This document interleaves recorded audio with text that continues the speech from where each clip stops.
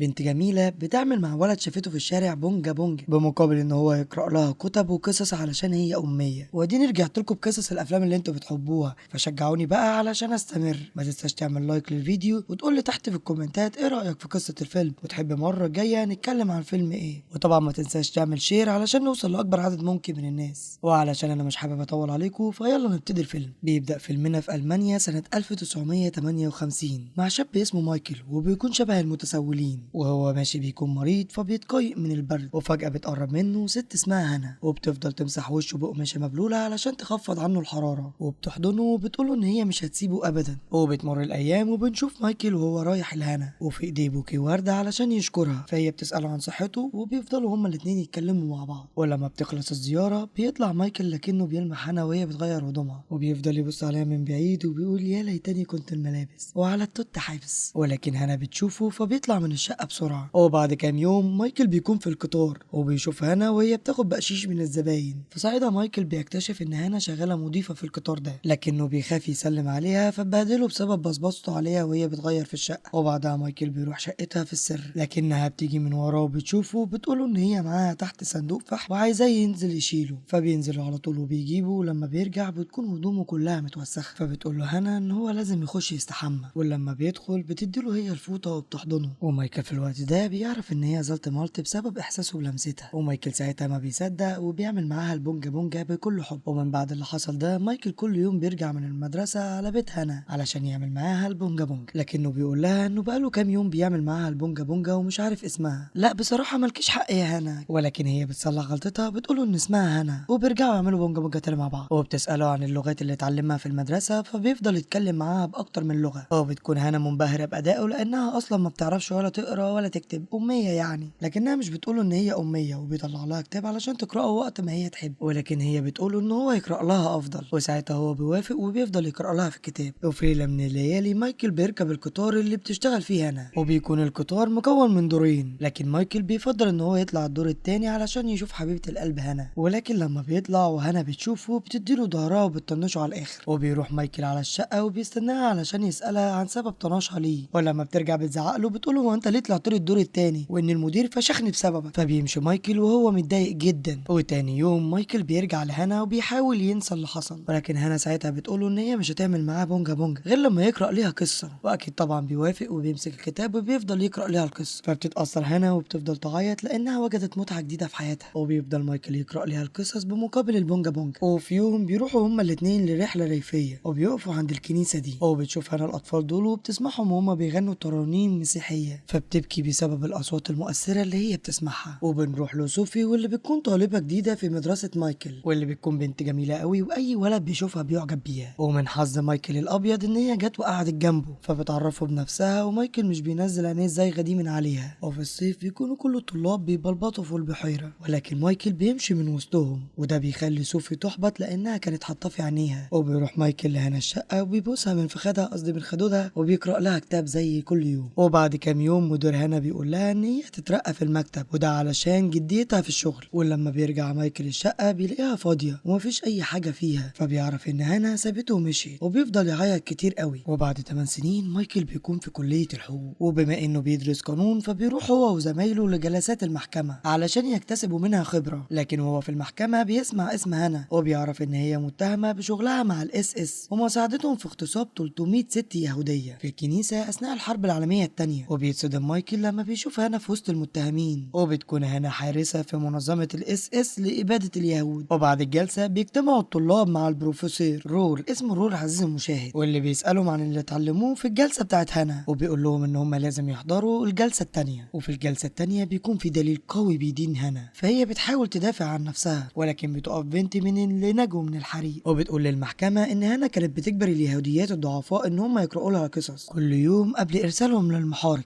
وبيكون مايكل قاعد بره ومحبط جدا من اللي بيسمعه عن هنا، لان هو مش مصدق ان حب عمره ممكن تكون مجرمه للدرجه دي. وبيرجع مايكل الجلسه وبيكون في شهاده واحده من الناجين برضه، وبتقول لهم ان الاس اس اقتحموا عليهم الكنيسه وناموا فيها واغتصبوهم، وبعدها حرقوا الكنيسه، وهنا كانت واقفه على البوابه ومنعانا من الخروج. فبيسال القاضي هنا عن سبب عدم فتحها للابواب، فبترد عليه وبتقول له ان هي كانت بتتلقى الاوامر وكل ده ما كانش بارادتها. والقاضي بيقول ان في تقرير بيثبت ان هنا كانت بتحرس في الليله دي، وبيطلب منها ان هي تيجي تكتب علشان يشوف الخط مطابق لخط التقرير ولا لا. وبيكون مايكل عارف ان هانا مش بتعرف تقرا ولا تكتب، لكنها قالت ان هي كانت بتكتب التقرير للاس اس علشان محروجه من كون ان هي اميه. وبعد الجلسه مايكل بيتكلم مع البروفيسور وبيقول ان هو معاه دليل ممكن ينقذ بيه هانا، والدليل ده بقى ان هي ما بتعرفش ولا تقرا ولا تكتب اصلا. فبيشجعوا البروفيسور ان هو يروح لها السجن ويحاول يفهم منها، فبيوافق مايكل وبيروح لها على طول. ولكن اول ما بيقرب من الزنزانه بتاعتها بيرجع تاني لسبب غير مفهوم. وبنيجي لتاني يوم وهو يوم الجلسه الاخيره، وساعتها القاضي بيحكم على هانا ب 25 سنه سجن بسبب الجرائم اللي هي عملتها. وبتمر الايام والشهور وبتفوت السنين، وهانا وهي في السجن بيوصل لها سيديهات من مايكل وبيكون مسجل فيها كتب وهو بيقراها لها. ومع مرور الايام بنشوف هانا وهي متعلقه جدا بالسيديهات اللي بيبعتها مايكل. وفي يوم هانا بتبعت لمايكل جواب فبيتاثر بيه مع انه جواب شكر فقط. وبنيجي بقى لسنه 1988 لما مديريه السجن بتتصل على مايكل وبتقول ان هم خلاص هيفرجوا عن هانا بعد اسبوع علشان هي خلاص انتهت من المده بتاعتها اللي هي 25 سنه. وبيروح لها مايكل وبيكون اول لقاء ما بينهم بعد غياب طويل جدا، وبتقول له هانا ان شكله اتغير كتير جدا، وهو بيقول لها ان هو اتجوز خلاص ودلوقتي عنده بنوته زي القمر. وهانا بتقول له ان هي اتعلمت القرايه والكتابه وهي في السجن. وبعد لما يخلصوا مايكل بيقول لها ان هو مجهز لها كل حاجه ليها لما تطلع وانه هيجي ياخدها الاسبوع الجاي. وفعلا بتمر الايام وبعد اسبوع بيجي مايكل السجن وبيكون معاه بوكيه ورد وبيسال الموظفه عنها. وهنا بتكون الصدمه، بتقول له ان هي شنقت نفسها في الغرفه وان هي سابت الجواب ده قبل ما تموت. بيحزن مايكل جدا ولما بيفتح الجواب بيلاقي فيه فلوس ورساله، والرساله دي مكتوب فيها: عزيزي مايكل، الفلوس اللي في الصرف دي انا عايزاك تتبرع بيها للبنت اللي نجت من الحريق واللي كتبت الكتاب اللي بسببه تم ادانتها. وفعلا مايكل مش بيكذب خبره وبيروح للبنت دي وبتكون خلاص كبرت وبقت تيتا، وبيقول لها ان هانا ماتت مشنوقه وسابت ليها الفلوس دي علشان تتبرع ليها في الكنيسه. وبيقول لها ان هي كانت اميه وما بتعرفش تقرا ولا تكتب، لكن الست دي بترفض وبتقوله ان في عائلات يهوديه تستحق الفلوس دي اكتر مني ومن الكنيسه. وبيسيبها مايكل وبيمشي. وبعدها بنشوفه هو وبنته وهما بيزوروا قبر هانا، وبيكون مايكل حزين جدا على فراقها. وهنا بينتهي فيلمنا. اديني صدقت معاك عزيزي المشاهد وعملت لك الافلام اللي انت بتحبها. يا ريت بقى ما تنساش تدعمني بزرار اللايك وتعمل شير عشان نوصل لاكبر عدد ممكن من الناس، وتنزل تقول لي تحت في الكومنتات ايه رايك في قصه الفيلم، وتحب المره الجايه نتكلم عن فيلم ايه. وبس كده، سلام.